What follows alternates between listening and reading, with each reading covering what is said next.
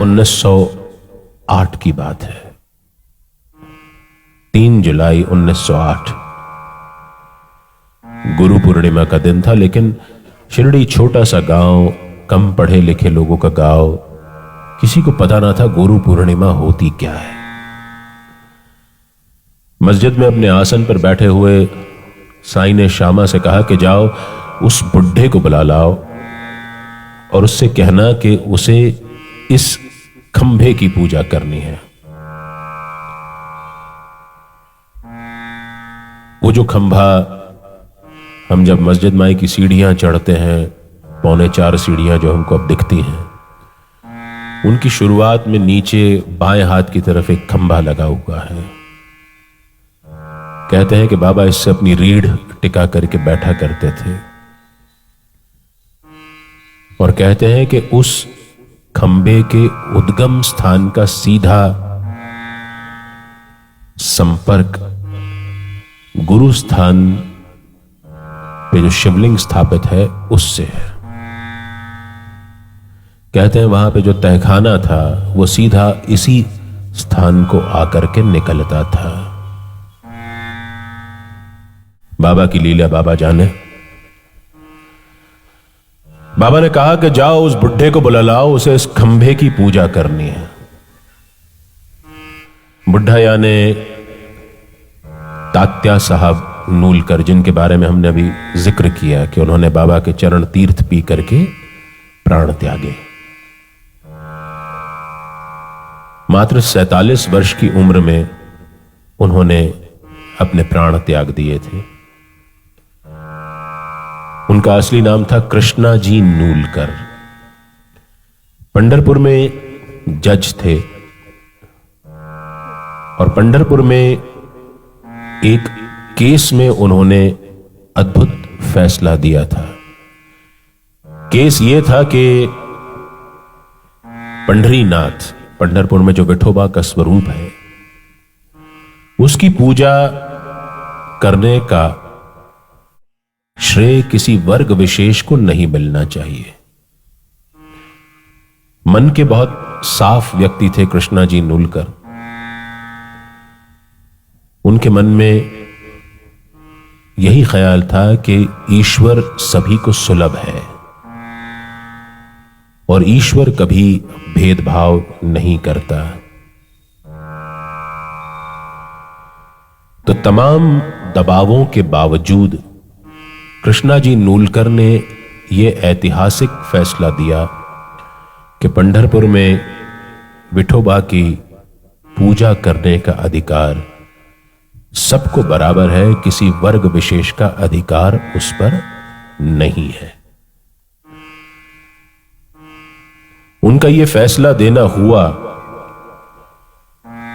कि उन पर अलग अलग किस्म के दबाव और पड़ने लगे। लोगों ने उनका तिरस्कार करना शुरू कर दिया। वो अवसाद, डिप्रेशन में चले गए। नाना साहब चांदोरकर के संपर्क में आए और नाना साहब चांदोरकर उनको अपने साथ शिरडी ले लाए। लेकिन जज साहब तो जज थे। जब उनको शिरडी आने के लिए नाना साहब चांदोरकर ने कहा तो उन्होंने 2 बड़ी अजीब सी शर्तें रख दी कि एक तो मुझे अच्छा रसोइया मिलना चाहिए वहां पर, और दूसरा मुझे बाबा को भेंट करने के लिए नागपुरी संतरे चाहिए। इस सच्चरित्र में लिखा है कि जो बुलाता है वही सारे प्रबंध भी कर देता है। नाना साहब चांदोरकर के पास कुछ दिनों बाद एक व्यक्ति नौकरी मांगने आया। नौकरी तो नाना साहब चांदोरकर के पास नहीं थी, लेकिन जब पूछताछ की तो पता चला कि बहुत पहुंचा हुआ रसोइया है। एक मांग पूरी हो गई और नाना साहब चांदोरकर चूंकि डिप्टी कलेक्टर रैंक के आदमी थे, व्यक्ति थे, उनको किसी ने नागपुरी संतरों का पूरा संदूक भिजवा दिया। ये दोनों ही शर्तें पूरी हो गई। सुनने में हमें जरूर ये लग सकता है कि दो बड़ी अजीब सी शर्तें थी, लेकिन अजीब सी शर्तें इस सच्चरित्र में लिखने का हेतु केवल एक हो सकता है कि जिसने हमें बुलाया है, अगर उसकी मर्जी है तो हम रोके नहीं रुक सकते। अगर वो हमें अपने पास बुलाता है तो दुनिया की कोई ताकत हमें नहीं रोक सकती, चाहे वो बिन मौसम के संतरों का अनुरोध हो या एक अच्छे रसोइये की शर्त हो। हम भी जब बाबा को शर्तों में बांधते हैं ना तो बड़ा बुरा करते हैं कि ऐसा हो जाएगा तो मैं तेरे दर्शन करने आऊंगा, ये हो जाएगा तो मैं शिरडी आके इतना कर दूंगा। साईं को शर्तों में मत बांधिए। अगर आपने ऐसी कोई शर्त लगा ली है तो मान लीजिए कि वो काम आपका विलंब से ही होगा। ये मेरा अनुभव कहता है। आप तो सीधा सादा भक्त बनने की कोशिश करिए, और भक्त बनने की पहली शर्त यह होती है कि व्यक्ति भोला होना चाहिए।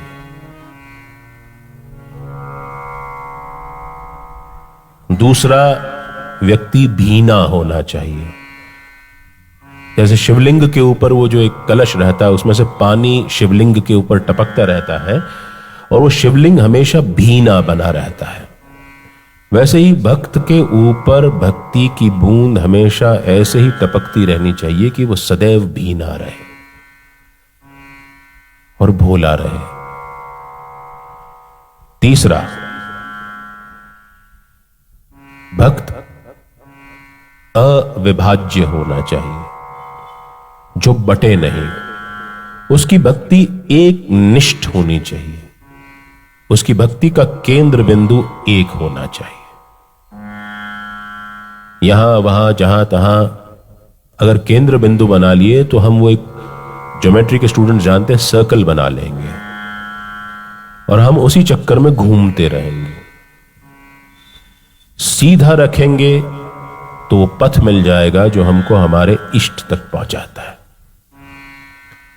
तो भक्त भोला होना चाहिए, भीना होना चाहिए और अविभाज्य होना चाहिए, जो बटे नहीं। विश्वास आप सब में करिए। यह कथा आपसे कतई नहीं कहती कि आप केवल साईं बाबा पे भरोसा करिए। आप जिस की चाहे उसकी आराधना कर सकते हैं, जिस मंदिर में चाहे जा सकते हैं, मस्जिद में जा सकते हैं, मजार पे जा सकते हैं, चर्च में, गुरुद्वारे में जा सकते हैं, लेकिन भटकिए मत। सबको मानिए लेकिन विश्वास एक जगह रखिए। यही इस सच्चरित्र में बाबा ने कहा है। तो ये दोनों शर्तें पूरी हो गई। तात्या साहब नूलकर शिरडी आए। पहले आए तो कुछ दिन की छुट्टी लेकर के आए, लेकिन उनको शिरडी में इतना आनंद मिला कि उन्होंने जज की नौकरी छोड़ने का फैसला कर लिया और बाबा के चरणों में आकर के वहीं पर बस गए। उसी बुढ़े को बाबा ने बुलवाया था। बाबा उनको बुढ़ा कहते थे। श्यामा को समझ में नहीं आया कि ये बाबा अचानक आज ये खंभे की पूजा करने को क्यों कह रहे हैं। बाबा की बातें अक्सर लोगों को देर से समझ में आती हैं। दोनों गए दादा केलकर के पास, नूलकर जी और श्यामा। दादा केलकर के पास गए। दादा केलकर को थोड़ा बहुत पंचांग देखना आता था,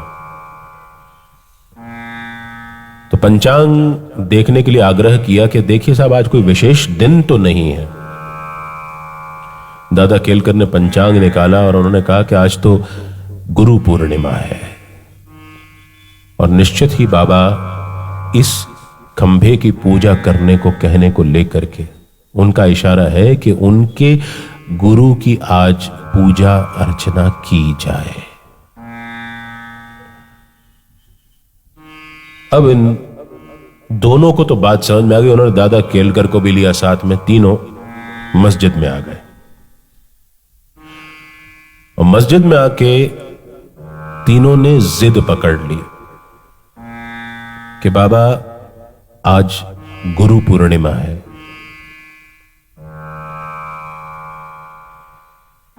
और हमारे तो ले दे करके गुरु तुम ही हो, इसलिए तुम कहोगे तो हम खंबे की पूजा तो कर देंगे, लेकिन उसके बाद तुम्हारी पूजा हम करेंगे और इससे तुम हमको रोक नहीं सकते। और उस दिन तक बाबा ने कभी अपनी पूजा करने की अनुमति किसी को दी ही नहीं थी। मालसापति को इतनी छूट थी कि वो बाबा के गले पर चंदन का त्रिपुंड बना देते थे और पैर के अंगूठे को चंदन लगा दिया करते थे। उसके अलावा बाबा ने उस तारीख तक अपनी शिरडी में पूजा करने की अनुमति किसी को नहीं दी थी। बाबा ने कहा कि नहीं, मेरी कोई पूजा नहीं करेगा। तो इन तीनों ने जिद पकड़ ली कि हम खंबे की भी पूजा नहीं करेंगे। तब बाबा को अपने गुरु की पूजा करने के लिए स्वयं की पूजा इनको करने देने की शर्त माननी पड़ी और उस दिन पहली दफे बाबा की अर्चनात्मक सेवा पूजा शिरडी में हुई। साईं मेरी पूजा कोई नहीं दूजा, साईं मेरे पार ब्रह्म मन में समा जा। साईं मेरी पूजा कोई नहीं दूजा, साईं मेरे पार ब्रह्म मन में समा जा। साईं मेरी पूजा कोई नहीं दूजा, साईं मेरे पार ब्रह्म मन में समा जा। साईं मेरी पूजा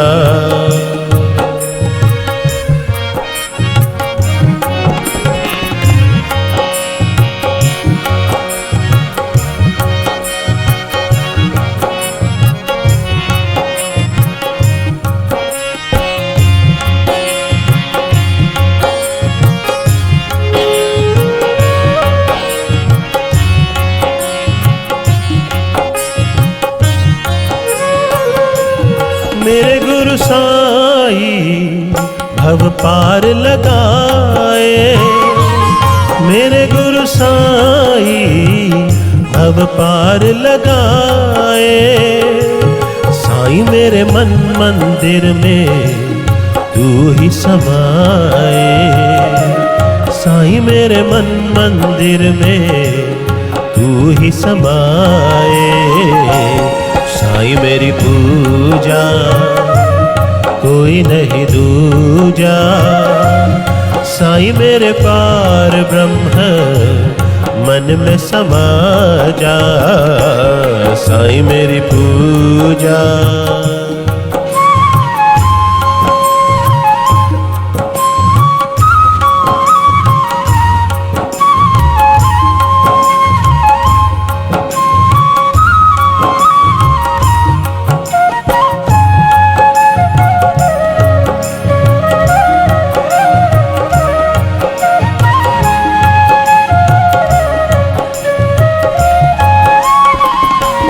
चारों ओर अंधेरा साईं ज्योत जलाओ, है चारों ओर अंधेरा साईं ज्योत जलाओ।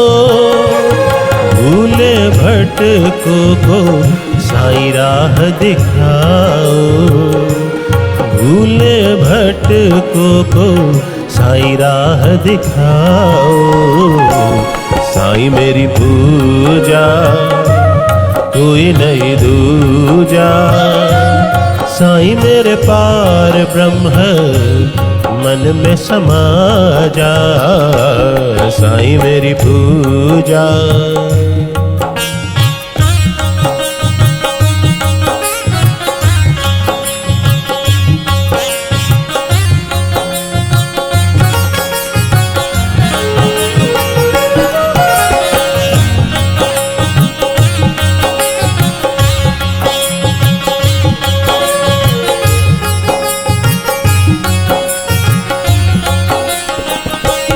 साईं सुख करता, साईं दुख हरता, साईं सुख करता, साईं दुख हरता, साईं मेरे जीवन का करता धरता, साईं मेरे जीवन का करता धरता, साईं मेरी पूजा कोई नहीं दूजा, साईं मेरे पार ब्रह्म मन में समा जा, साईं मेरी पूजा।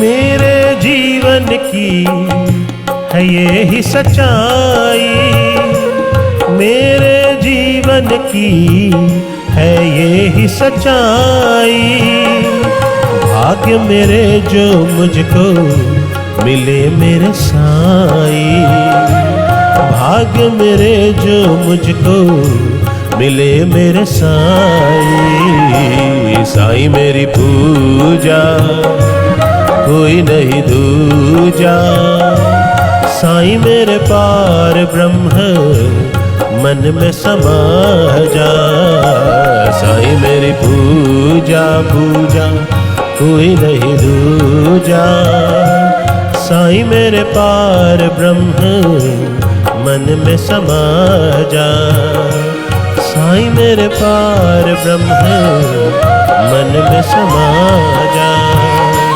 साईं मेरे पार ब्रह्म मन में समा